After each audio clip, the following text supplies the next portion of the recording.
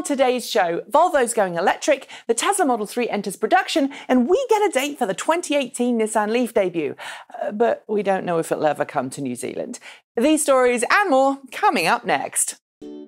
This is ecoTEC's ecoTEC roundup show from New Zealand's only carbon zero certified renewable electricity company. We're 100% Kiwi and 49% community owned. Switch today at ecotricity.co.nz. Hi there, I'm Nikki Gordon-Bloomfield, a professional musician turned electric vehicle crusader, and I'm here to bring Kiwis our weekly roundup of the biggest news stories around the world in relation to cleaner, greener transport. As always, thanks for joining us. For some time now, Volvo has stated it feels the future for the brand lies with electric vehicles, and midweek it confirmed that belief by stating every car it makes from 2019 onwards will have some form of electric drivetrain, be it fully electric, hybrid or plug-in hybrid.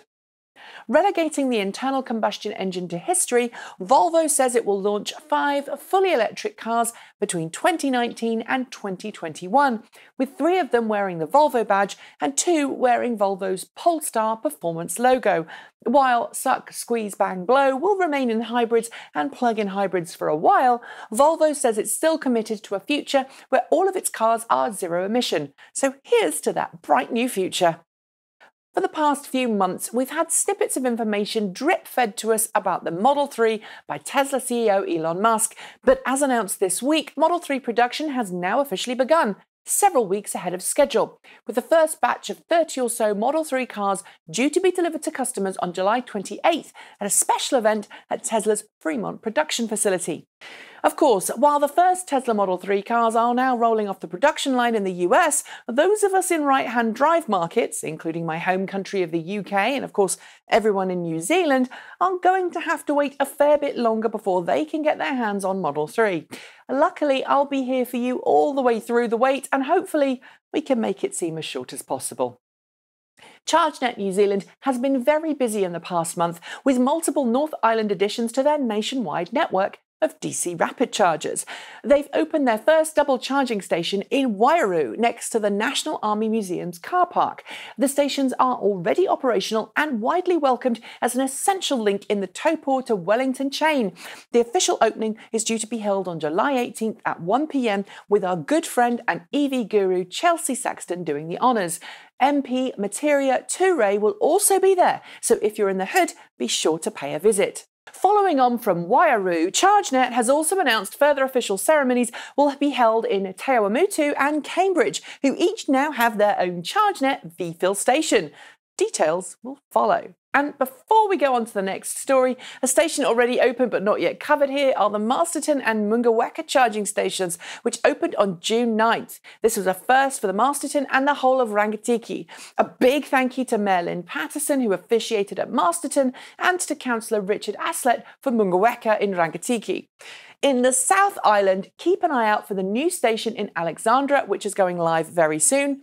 And finally, a brand new addition to the Chargenet network is Alpine Energy's newest installation at Tekapo. Watch this space.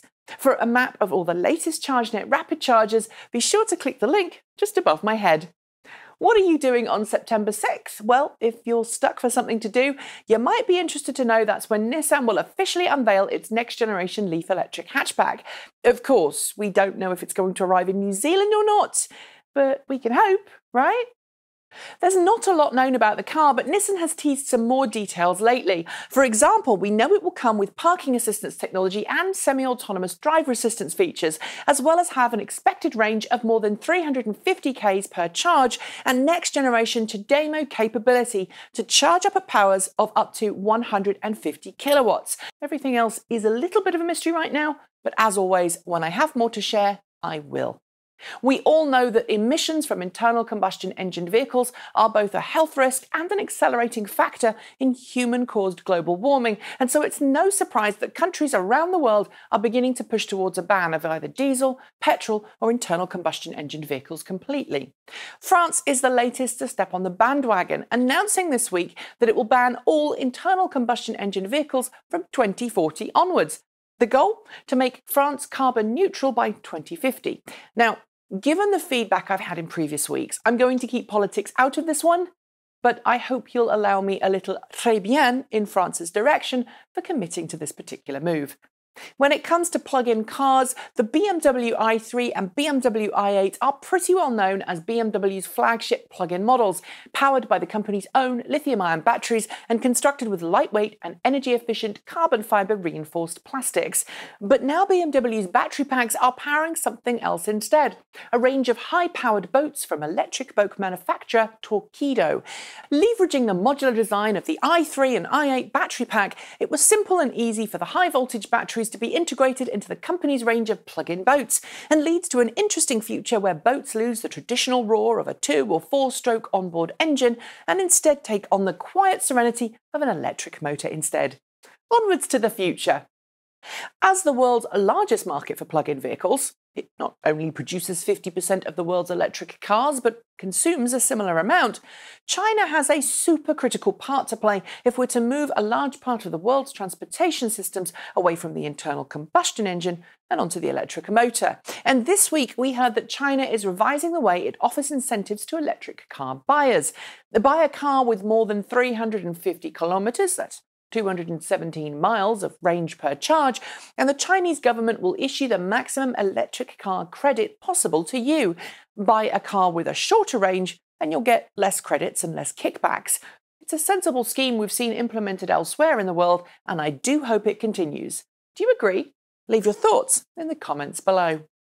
Vehicle-to-grid technology, where cars can communicate with a local utility grid and then even transfer power from themselves back to the grid in some cases, has often been viewed as a pretty hit-and-miss technology, with some critics claiming the cost of the technology itself can't justify the savings. But this week, data was released from a recent study between PG&E and BMW in California, in which a small-scale V2G program was run in which the utility company could delay charging of customers' cars during peak demand periods, showing that just 100 participants in 18 months helped smooth out the grid peak demand to the tune of 19,500 kilowatt hours. And that means less demand on the grid, less reliance on dirty generation methods in peak hours, and of course, a cleaner grid all round. Well done. It might be coming to production earlier than initially predicted, but it looks like Tesla's Model 3 may soon have some unexpected competition from BMW, which, says German language publication Handelsblatt, is preparing to unveil an all-electric 3 Series this autumn, which will go head-to-head with the Model 3 in the luxury car marketplace. And due to debut in Munich in September, this car will offer a range of around 400 kilometres, 250 miles, placing it right into the Model 3 territory. And with BMW having far more spare cash than Tesla right now, it's going to be interesting to see just how the two companies will fare off against one another. The irony that Tesla planned the Model 3 to be a 3 Series beta, and now the tables could be reversed. Watch this space. And finally, with worries about financial stability and a whole slew of technical questions yet unanswered, I've got to admit that I've been a little, well, cold on Faraday Future's FF91. But at the end of last month, at the iconic Pikes Peak hill climb, an FF91 set a new production record for an electric vehicle, managing to climb the hill in 11 minutes, 25.082 seconds. I should note that while it was classed as a production vehicle, the FF91 is obviously not in production yet. And I should also note that the car was quite heavily modified for this race. It also had some issues at around the 10-minute 45-second mark, requiring to be stopped and power cycled before it could continue. What does that mean? Well, I'll let you decide for yourself. And that, I'm afraid, is the end of another ecoTEC show. As always, don't forget to like, comment and subscribe, tell your friends about the show, and if you've got some feedback, be sure to send it our way. As always, I'll be back soon with more ecoTEC goodness, so make sure you hit that notification bell to find out the minute a new show is uploaded. In the meantime, enjoy your weekend, make sure you do something fun, and don't forget to help keep those wind turbines spinning by switching to New Zealand's only carbon zero certified renewable electricity company.